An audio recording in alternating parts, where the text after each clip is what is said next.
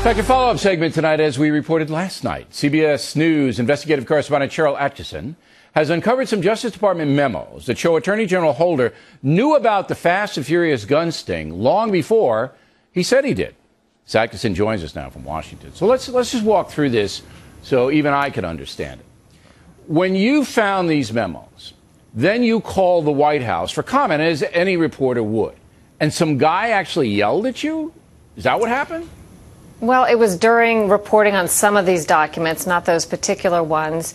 And we had a conversation, which you well know about and have reported on. It has been duly noted.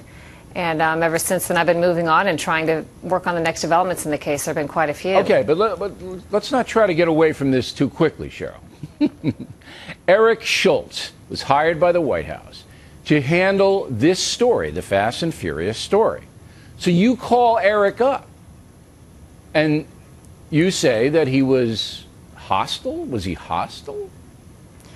Well, I don't want to say exactly how the whole thing took place, because part of that is how we've worked together in sharing information since the story began. There are assigned people in various sides of the story to deal with the media. I do want to say that the conversation, as you reported it, was accurate. Did he curse at you? As you reported, that's accurate. And well, wait. Now, I've had that happen to me. And anybody would curse at me. I mean, come on.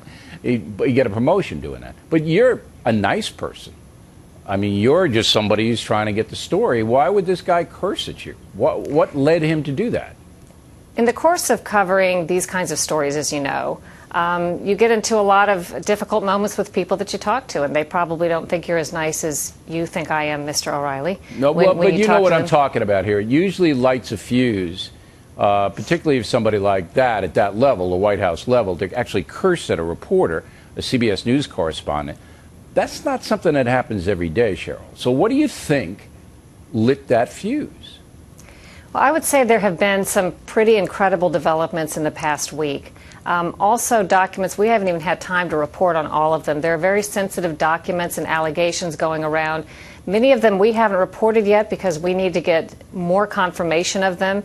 But what you see on the surface that we do report in our stories is really only a part of what may be going on, and we may be reporting in the future when we can get confirmation. Okay. And I can only say that this is a very sensitive story that goes into many facets, and there's a lot of sensitivities. Particularly because today President Obama stuck up for Holder and said, look, Holder didn't mislead anybody before Congress, whatever.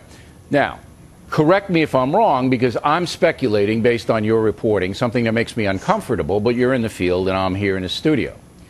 It looks to me like Eric Holder, the Attorney General, did know about this Fast and Furious operation that led to the death of a Border Patrol agent long before he told Congress he knew about it. Would that be accurate at this point in time to say? You would be factually correct, and as we have reported, that the Attorney General was briefed a long time ago, or received briefing memos. Let me finish that. The facts say that he knew. Was briefed on Fast and Furious. So then he goes up to the Hill and he tells Darrell Issa, the congressman from California, you know, I just found out about this. I really didn't know. So it looks like Holder is not telling the truth. That's what it looks like. Are there any extenuating circumstances that you have found? None so far, and I've put in a separate query to the Department of Justice, which we're continuing to report on this story, to ask them to clarify, okay, when is it, if he misunderstood the question. Yeah, when was it that he knew about it? When was it? And when did you put that request into the DOJ? I put that request in today. Okay. Did you put a request to interview Holder? I've repeated that request. I repeated it today, yes. How long have you been trying to get him? I believe we asked for our first interview request with him many months ago. Okay, so you've been trying to get him for a long time, and he hasn't come up. Now, have you asked Eric Schultz at the White House for an apology? You don't have to take that garbage. Well, there's nothing to apologize for. Well, he cussed you.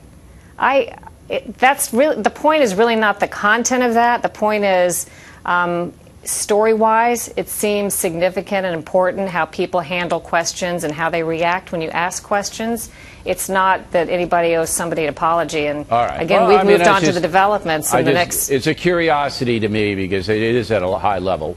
Last question. In your opinion, you've been doing this how many years? Have you been investigating? How many years? Gosh, long time. Okay.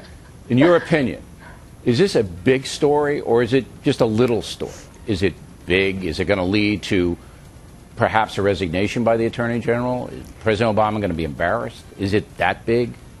I have no idea about that, but there's no doubt that what we already know and what we've already reported on, I think, is incredibly important, and it's an incredibly major story that we really have a lot more to learn about. All right, Cheryl. We appreciate you coming on the program very much. Thank you.